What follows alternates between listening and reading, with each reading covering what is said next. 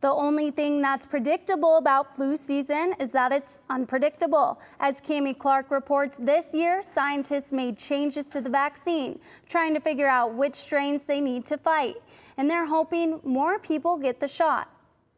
In the first 3 weeks of flu season, nearly 100 cases of flu were confirmed by the Arizona Department of Health Services. Last year was the deadliest for flu cases nationally, according to the CDC, and fewer people got the flu vaccine last year. Pharmacy manager Brandon Luke says this year's vaccine is a little different. Every year the flu changes, and we try to stay ahead of it. We adjust the vaccine accordingly to where we think it's most likely to be going. So this year we've updated it for the 2018 flu season so that we can have the right defense against the right bug. And those modifications help increase the effectiveness of the flu shot, according to Chief Nurse Practitioner Cami Ostrowski.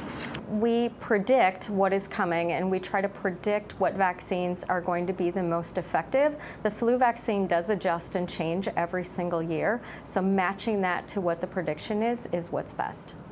During last year's flu season, Arizona was ranked lower than the national percentage of flu vaccination coverage among adults at about 35%, according to the Centers of Disease Control and Prevention.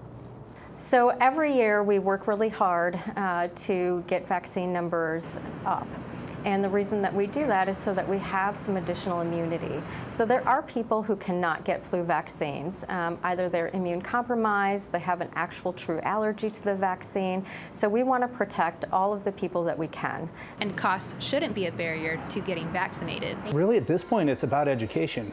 Most everybody is covered if they'll just ask. It's not, we're trying to make cost not an issue. There's programs, there are a lot of different ways for people to get the flu shot. Your best shot at preventing the flu is getting your flu shot, and it's also your best shot at staying out of the pharmacy. In Phoenix, Cami Clark, Cronkite News.